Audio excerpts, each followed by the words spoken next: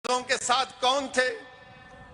ये ग्वालियर के सिंधियास थे जिन्होंने झांसी की रानी से लड़ाई लड़ने आए थे। और झांसी की रानी के साथ जो एक हमेशा एक खातून महिला साथ रहती थी, वो क्या हिंदू थी? नहीं, वो मुसलमान थी। क्या नाम था उसका? मंजर नाम था उसका। कोटा की सराय में झांसी की रानी के साथ वो भी शहीद हो गई। ये बताना जरूरी है, ये बोलना जरूरी है, इन लोगों को आईना दिखाना जरूरी है, वरना तो ये सिर्फ नफरत फैला रहे हैं मुसलमानों के ताल्लुक से। मेरे अजीज दोस्तों और बुजुर्गों, फिर वहीं पर आप देखेंगे कि मौजूदा हरियाणा है, बहादुर शाह जफर ने खुद मुख्तारी का ऐलान किया अल्लामा फजले खैराबादी के फतवे के बाद। और अल्लामा फजले खैराबादी दिल्ली की जामा मस्जिद में खड़े होकर अंग्रेजों के खिलाफ जिहाद का फतवा दिए थे। और उस वक्त जुमे की हर नमाज के बाद यह ऐलान होता मुसलमानों से कि जिहाद करो अंग्रेजों के खिलाफ, जिहाद करो अंग्रेजों के खिलाफ। तो हरियाणा का हिस्सा जो अब मौजूदा हरियाणा, वहां पर बहादुर शाह जफर ने जिम्मेदारी दी दो लोगों को, एक हुकुम जैन को और मुनीर बेग को। ये बेहतरीन मैथमेटिक्स पढ़ाने वाले थे, बेहतरीन जबान बोलते थे। हुकुम चंद और मुनीर बेग, इन दोनों को जिम्मेदारी दी गई। अंग्रेजों से मुकाबला किया, बाद में शिकस्त हुई। तो अंग्रेजों ने क्या किया था? हुकुम चंद को और मुनीर बेग को एक ही दरख्त के एक ही डाली पर इनको लटकाकर फांसी दे दी। और क्या किया? इनकी लाशों से क्या किया? मुनीर बेग की लाश को जला दिया और हुकुमचंद जैन की लाश को दफना दिया। इनके मजहब में जलाना नहीं है, जला दो, इनके मजहब में दफनाना नहीं, दफना दो। इसका जिक्र नहीं करेंगे। जो लोग आज तिरंगे की बात करते हैं, इनकी जबान से ये नहीं निकलेगा। अयोध्या को 6 दिसंबर को क्या हुआ सारी दुनिया जानती है, और फिर पिछले साल अगस्त में क्या हुआ दुनिया जानती है। मगर क्या वो लोग बोलेंगे इस बात को कि जब बहादुर शाह जफर की क़ियादत में अंग्रेजों के खिलाफ जिहाद का फतवा हुआ दिया गया और अंग्रेजों के खिलाफ जंग लड़ी गई, तो इसी अयोध्या में हनुमानगढ़ी के रामचरण दास और मौलाना अमीर अली ने मिलकर अंग्रेजों से मुकाबला किया। मौलाना अमीर अली और हनुमानगढ़ी के रामचरण दास ने मिलकर मुकाबला किया और इनको एक इमली के झाड़ पर कुबेर टीला एक जगह, वहां पर इनको फांसी पर लटका दिया गया। यह भी तो हकीकत है, मगर इसके बारे में कोई नहीं बोलता, इसके बारे में कोई जिक्र नहीं करता। मेरे अजीज दोस्तों और बुजुर्गों, आपको बतलाने का मकसद ये भी है कि आज आपसे लोग कहेंगे कि जो मुसलमानों से नफरत करते हैं कि मुसलमान जिम्मेदार है पार्टीशन का, मुसलमान जिम्मेदार है पार्टीशन का, तो मैं आपसे ये अर्ज करना चाहूंगा कि भारत के विभाजन का मुसलमान जिम्मेदार नहीं है। ये जो मुसलमानों से नफरत करते वो आपसे बोलेंगे नहीं नहीं ओवैसी, क्या तुम गलत कह रहे हो? क्या उस वक्त सेंट्रल असेंबली माने उस वक्त की पार्लियामेंट में 102 सीट थी, 30 रिजर्व थी मुसलमानों की, 30 के 30 मुस्लिम लीग जीत गई। तो बोलेंगे ओवैसी झूठ बोल रहा। मगर आपको ये हरगिज नहीं बोलेंगे कि 1945 और 46 में जो इलेक्शन हुआ था उसमें वोट डालने का हक सबको नहीं था। जैसा आज जो 18 साल का जाके वोट डाल सकता है, उस जमाने में वोट डालने का इख्तियार सिर्फ उन्हीं को था जो इनकम टैक्स देते, जो नवाब थे, जो जमींदार थे, जो पढ़े लिखे थे, उन्हीं को वोट डालने का इख्तियार था। बाकी आम मुसलमान को वोट डालने का इख्तियार नहीं था। तो ये मुसलमानों से नफरत करने वाले आधी सच्चाई को बयान करते, आधी सच्चाई को बयान करते। मिसाल के तौर पर उस वक्त के बिहार में जब ये इलेक्शन हुआ तो सिर्फ 7% लोग वोट डाले। और बोलते मुसलमान पार्टीशन का जिम्मेदार है। हम जिम्मेदार नहीं है पार्टीशन के। जिनको पाकिस्तान से मोहब्बत थी वो पाकिस्तान भाग गए, जिनको भारत से मोहब्बत थी वो आज भी हैं और कल भी रहेंगे और सुबह कयामत तक रहेंगे इंशाअल्लाह ताला। मगर पार्टीशन का जिम्मेदार, और अगर कोई ज्यादा इल्म चाहता है तो मैं कहूंगा कि ग्रैनविल, ऑस्टिन ग्रैनविल एक बहुत बड़ा कॉन्स्टिट्यूशन का एक्सपर्ट है, उसकी किताब है Indian constitution, Oxford university press में छपी गई, सफे नंबर 12 और 13 पढ़ लो। जो मैं कह रहा हूं सच है या झूठ मालूम हो जाएगा। अब जिसके पास डिग्री नहीं है वो नहीं पढ़ सकता, आपको मालूम। जो एंटायर पॉलिटिकल साइंस की डिग्री है वो तो नहीं पढ़ेंगे। तो ग्रैनविल ऑस्टिन की किताब है, आप पढ़ लीजिए। और 1935 का कानून है, 6 शेड्यूल, पार्टीशन का जिम्मेदार मुसलमान है। अब देखो 15 अगस्त आते ही शुरू हुआ था, टीवी पर कोई बोलता अरे भारत का विभाजन हुआ, भारत का विभाजन जिम्मेदार मुसलमान नहीं है। अच्छा, दूसरी तारीख आपके सामने बयान कर रहा हूं कि जब कांग्रेस ने मंजूर किया भारत के विभाजन को, पार्टीशन को, तो कांग्रेस के उस इजलास में उस पार्टीशन के प्लान को किसने पेश किया? उनका नाम जीबी पंत था। पार्टीशन के प्लान को पेश किया और फिर उसको सेकंड किसने किया? मौलाना आजाद ने। उसकी मुखालिफत कौन किया? मौलाना हिफ्जुर रहमान ने। मौलाना हिफ्जुर रहमान ने वो तारीखी जुमला कांग्रेस के इजलास में कहा था कि अगर आज आप इस पार्टीशन को, पाकिस्तान को बनाने की रजामंदी देंगे तो हम अपने हाथ से अपनी तारीख को मिटा देंगे, हम अपने हाथ से उन वादों को भुला देंगे। ये मौलाना हिफ्जुर रहमान ने कहा था। मगर आप बोलते हम जिम्मेदार, मुसलमान जिम्मेदार नहीं है, मुसलमान जिम्मेदार नहीं है, ये तारीख का हिस्सा है।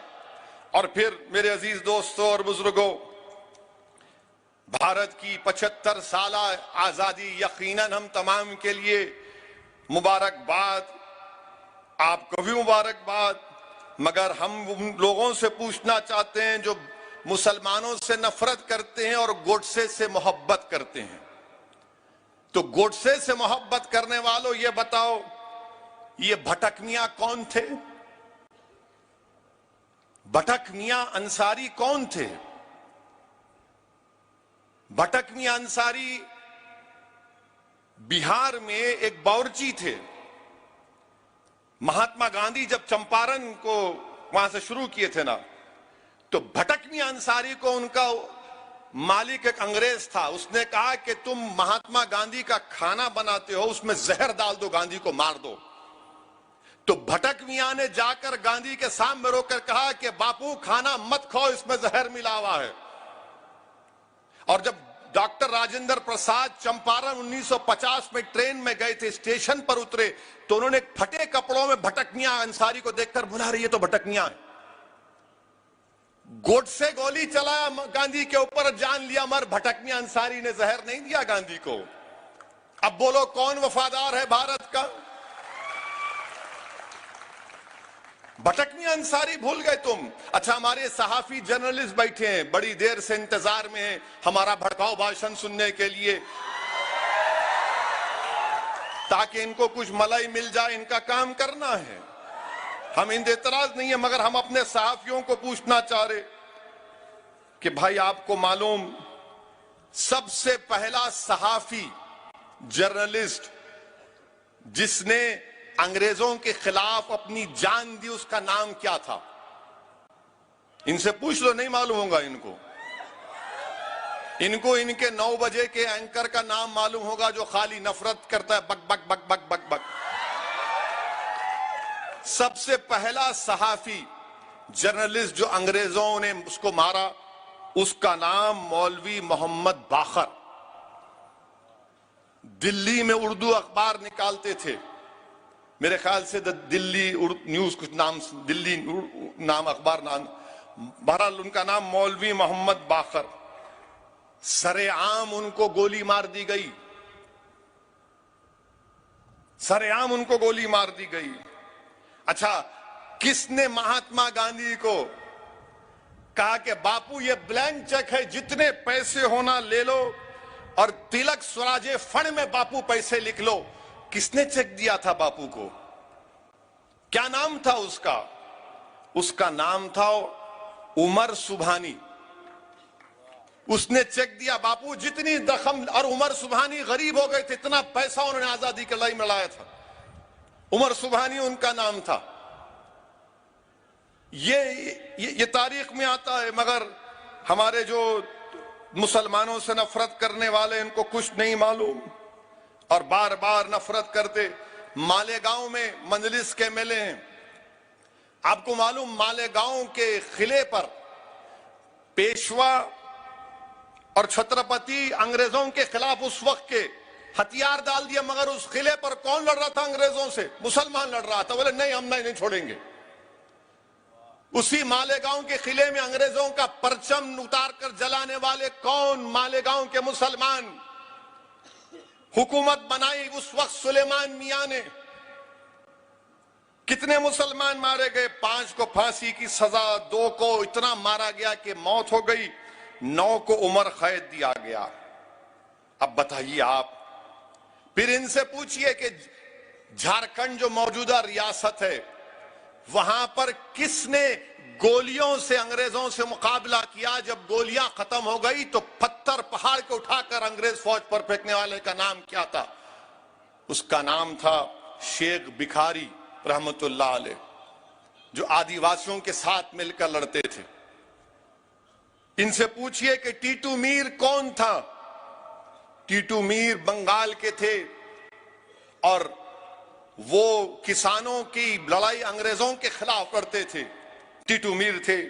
और फिर इनसे पूछिए जो मुसलमानों से नफरत करते हैं, अब्दुल कय्यूम अंसारी कौन थे? बिहार के, जो वहां बिहार के पसमानदा मुसलमान के लीडर थे, मगर 2 नेशन थियरी के खिलाफ थे। 2 नेशन थियरी के खिलाफ थे टीटू मीर, अब ये अब्दुल कय्यूम अंसारी साहब। अच्छा, इनसे पूछिए जो मुसलमानों से नफरत करते हैं। अभी मुस्लिम खवातीन का जिक्र हुआ जिन्होंने अपनी जानों को कुर्बान किया। थाना भवन शामली के पास है, मगरबी यूपी में। असगरी बेगम कौन थी? असगरी बेगम को जिंदा अंग्रेजों ने जला दिया था, क्योंकि उनके शौहर और वो मिलकर अंग्रेजों के खिलाफ लड़ते थे। असगरी बेगम को जिंदा जला दिया। बेगम हजरत महल अपने बेटे से एक साथ लड़ते लड़ते भागना पड़ा, नेपाल में चले गई, नेपाल चले गई। मेरे अजीज दोस्तों और बुजुर्गों, फिर जब अदम ताउन की तहरीक का ऐलान हुआ महात्मा गांधी की तरफ से, पूछिए इनसे कि कौन सा इंडस्ट्रियलिस्ट था जिसने अपना कारोबार को बंद कर दिया? उसको उस वक्त शुगर किंग बोलते थे, उसका नाम था सबा सिद्दीक। मुसलमान सबा सिद्दीक ने कहा कि महात्मा गांधी और सबने कहा कि अब बंद, अदम ताउन, नॉन कोऑपरेशन में अपना कारोबार को बंद करता हूं। मुंबई में जितने खोजे और मेमन लोग थे, उन्होंने कहा कि हम भी कारोबार बंद करते हैं, कारोबार बंद कर दिया। मगर आप तो कारोबार अपना चलाते रहे, आप तो नफरत फैलाते रहे। अच्छा, ये जो मुसलमानों से नफरत करते, उनसे पूछिए अल्लाह बख्श कौन था? अल्लाह बख्श कौन था? उनको बोलेंगे अल्लाह बख्श तो अल्लाह अल्लाह ही बोलेंगे, अल्लाह ही बोले। अल्लाह बख्श के बारे में मालूम ही नहीं। अल्लाह बख्श सिंध का चीफ मिनिस्टर था, जिना के सख्त खिलाफ था अल्लाह बख्श। दिल्ली में आजाद कॉन्फ्रेंस अल्लाह बख्श ने कराई थी। लोग बोलते उस जमाने में लाखों लोग आए थे। अल्लाह बख्श ने धज्जियां उड़ा दी जिन्ना के 2 नेशन थ्योरी की। अल्लाह बख्श को का नारा किसने दिया? यूसुफ मेहर अली ने दिया। याद रखो, अगर मजहबी इख्तलाफात की चिंगारी लग जाएगी, जो लोग लगा रहे हैं, तो याद रखो इससे मुल्क को नुकसान होगा। और अगर मुल्क को नुकसान होगा तो हम हमारे बुजुर्गों की कुर्बानियों को तबाह ताराज और बर्बाद कर दे रहे हैं। और जो लोग आज भारत में मुसलमानों से आकर कह रहे हैं कि आप वफादारी दिखाओ, हम उनसे कहना चाह रहे हैं हैदराबादी लहजे में, जिसके सर पे बाल नहीं होते ना, जो गंजा बोलते हम लोग उसको, जिसके सर पे बाल नहीं होते ना, दुनिया की बेहतरीन टोपी पहनता हूं उन्हें, टकला नहीं दिखना बोल के। तो ये लोग वही हैं, कुछ नहीं करे क्योंकि मालूम सर साफ है, तो बेहतरीन टोपी पहन के हमको टोपी पिलाना चाह रहे। आप टोपी पहनो, जो करते करो, हमको टोपी मत पिनाओ, हम जानते हैं हमारी तारीख को। जो लोग कहते हैं, हमारे वजीर आजम ने कहा कि आरएसएस मेरा फाउंडेशन है। आपका आरएसएस फाउंडेशन है तो क्या आरएसएस भारत के संविधान के खिलाफ नहीं थी 1950 में? क्या गोलवालकर ने और ऑर्गेनाइजर मैगजीन में नहीं छपा कि हमको मनुस्मृति चाहिए, अंबेडकर का संविधान नहीं चाहिए? हमको मत सिखाओ आप, हमको सिखाने की जरूरत नहीं है भारत से मोहब्बत। जैसा कि हुसैन अहमद मदनी रहमतुल्लाह अलैह ने कहा कि हम पैदा हुए तो यहीं जाएंगे और जब उठेंगे तो क़यामत के दिन यहीं से उठने वाले हैं। ये हमारी पनाहगाह भी है और कब्रिस्तान भी है। अब क्या होता कि आप सुनते हैदराबाद मेरे भाई ने लुट गया, यहाँ कुछ भी पैसे नहीं है, महल्ले में बात पहुंच जाती, नहीं है इसके पास पैसे नहीं है, तो उन्हें अपने आप को दिखाने का से मैं भी दौलतमंद हूं। उन्हें क्या करता, अरे 15 अगस्त है, लो मैं लगाओ, तुम भी लगाओ, 10 झंडे लगाओ, पैसे दे रहा हूं सबको। ख्वाजा गरीब नवाज उरसानी ने वो बड़ा बिरयानी पकाओ यहाँ, दुनिया को दिखाने के लिए कि मैं फकाट नहीं हुआ हूं। तो इनका मामला यही है, दिखाने कुछ नहीं है, फकाट है, मगर सबको दिखा रहे हैं, सबको दिखा रहे। आपकी मोहब्बत जब नहीं थी, इतने नाम मैं लिया हूं, इतने उलमा नाम लिए हैं, आप एक नाम दिखा दो अपना, एक नाम तो दिखा दो अपना। आप कुछ नाम नहीं दिखा सकते। मैं आपसे इसीलिए अपील कर रहा हूं कि नौजवानों को भारत की तारीख पढ़ना जरूरी है। यह कोई सियासी जलसा नहीं है, मगर ना ही ये जलसा किसी सर्टिफिकेट हासिल करने का है। 75 साल की आजादी यकीनन हम तमाम के लिए खुशी का मौका है। और याद रखिए, जिसको भारत से मोहब्बत है, जिसको भारत पर फख्र है, उसको भारत की हर कल्चर से मोहब्बत करना पड़ेगा। अगर कोई दावा करता है कि मैं भारत से बहुत मोहब्बत करता हूं, तो भारत की हर तहजीब से मोहब्बत करना पड़ेगा। अगर कोई कहता है कि मुझे I am proud to be an Indian, तो जब तुम प्राउड हो इंडिया के लिए, तो तुमको भारत के माजी को भी मानना पड़ेगा। और भारत का माजी कहता है कि मुसलमान इस मुल्क की आजादी के लिए सबसे ज्यादा अपना खून बहा, इस माजी पर भी तुमको फख्र करना पड़ेगा। सिर्फ ये नहीं हो सकता कि I am a proud Indian. If you are a proud Indian, you must be proud of your past also.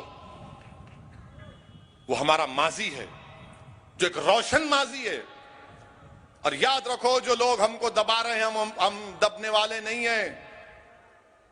हमारी रगों में भी अल्लामा फजल खैराबादी का खून है, हमारे रगों में काफी का खून है, अहमदुल्लाह का खून है, हमारी रगों में महमूदुल हसन का खून है, अहमद रजा का खून है हमारी रगों में। याद रखो, कुर्बानी देना हमारे लिए बहुत आसान है, खून बहाना इस देश के लिए हमारे लिए बहुत आसान है। और आज आप बोलते टेररिज्म, अरे कहां का टेररिज्म? जब जिहाद के फतवे दिल्ली की जामा मस्जिद से दिए गए, वो जिहाद के फतवे दिए गए थे अंग्रेजों के खिलाफ। तो मेरे अजीज दोस्तों और बुजुर्गों, ये चंद अहम गुजारिशात मुझे आप तक कहना था। फख्र से रहिए। और ये बात मैं मानता हूं कि वतन अजीज में आज जो हालात हैं, जो मुश्किलात हैं, इसका अंदाजा आपको भी और मुझे भी है। मगर मेरे अजीज दोस्तों और बुजुर्गों, हिम्मत और हौसले को बुलंद रखना है, हिम्मत और हौसले को बुलंद रखना है। ये बात बिल्कुल सही है। शायद बहुत से लोगों को कड़वी लगेगी मेरी आखिरी बात, कि भारत में अगर सबसे ज्यादा किसी की बेइज्जती की जाती है तो मुसलमानों की। भारत में अगर सबसे ज्यादा कोई गैर महफूज है तो मुसलमान है। भारत में अगर सबसे ज्यादा किसी को नजरअंदाज कर दिया जाता है तो मुसलमान है। ये कोई टीवी की हेडलाइन के लिए नहीं कह रहा हूं मैं, मेरे पास आदाद शुमार हैं। मुल्क आजाद जरूर हो गया, मगर गौरक्षकों को जो आजादी है वो आजादी उनको नहीं मिलनी चाहिए। जिनको जबान से गंदगी बकवास बकते हैं किसी समुदाय के खिलाफ, किसी मजहब के खिलाफ, तो उनको आजादी नहीं मिलनी चाहिए बकवास करने की। अब मुल्क तो आजाद हो गया, मगर आजादी का मजा क्या उन गरीबों को मिल रहा है? उन बच्चों को मिल रहा है? उन खवातीन को मिल रहा है जो आंगनवाड़ी के टीचर हैं, 4000 की तनख्वाह पे जिंदगी गुजार रहे हैं? वो किसानों को मिल रहा है फायदा कुछ, जिनकी आमदनी कम हो गई? हम उम्मीद करते हैं कि देश के प्रधानमंत्री जब 15 अगस्त को लाल किले से खड़े होकर मुल्क से खिताब करेंगे तो मुल्क के मजलूमों का जिक्र करेंगे। हम उम्मीद करते हैं कि देश के प्रधानमंत्री जब 15 अगस्त को झंडा तिरंगा लहराएंगे तो अल्लामा फजल खैराबादी का, मौलाना महमूदुल हसन का, हुसैन अहमद मदनी का, मौलाना काफी का, अशफाकुल्लाह का जिक्र करेंगे। नहीं मालूम करेंगे या नहीं करेंगे, वो करे या ना करे, हम तो करते रहेंगे। हमको फख्र है हमारे बुजुर्गों पर। हमारा सीना चौड़ा हो जाता है जब हम अपने बुजुर्गों की कुर्बानियों की दास्तानों को पढ़ते हैं कि कैसे अल्लामा फजल खैराबादी जिस दिन उनके बेटे रिहाई का पैगाम लेकर आए उसी दिन अल्लामा फजल खैराबादी का इंतकाल हो गया। उसी दिन अल्लामा फजल खैराबादी का इंतकाल हो गया। मौलवी अलाउद्दीन की लाश हैदराबाद को भी नहीं आई। तुर्रेबाज खान की लाश लटकती रही सुल्तान बाजार में कई दिनों तक। मेरे अजीज दोस्तों, बुजुर्गों, ये मुल्क की आजादी हमको आसानी से नहीं मिली। बहुत मुश्किलात और कठिन सफरात से गुजरना पड़ा। ये मुल्क आजाद इसलिए हुआ कि क्योंकि हर मजहब के लोगों ने मिलकर अंग्रेजों को भगाया।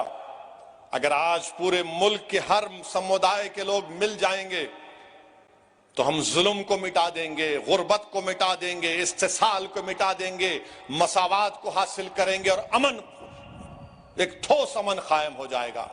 इसीलिए 75वीं आजादी का यही पैगाम असदुद्दीन ओवैसी अपने हमवतनों को देता है कि आओ दिलों को मिला लो जुल्म के खात्मे के लिए, आओ अपनी सोच को मिला लो ताकि गरीबों का एक्सप्लॉयटेशन कम हो जाए, आओ अपने हाथों को मिला लो, बगलगीर हो जाओ ताकि हम अपने मुल्क की हिफाजत कर सकें। और भारत के प्रधानमंत्री से हम ये भी कह रहे हैं कि आजादी तो मिल गई, मगर आजादी का मतलब ये नहीं है प्रधानमंत्री कि भारत की 1000 स्क्वायर किलोमीटर पर चीन की फौज बैठी हुई है।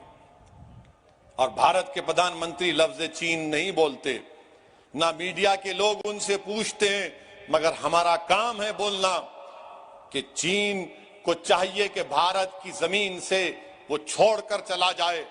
जो हॉट स्प्रिंग, डेप्सांग और डेमचाक में चीन बैठा हुआ है, चीन याद रखो, हम वो जज्बे दोबारा दिखा सकते हैं जिस तरह हमारे बुजुर्गों ने अंग्रेजों के खिलाफ जज्बे दिखाए थे।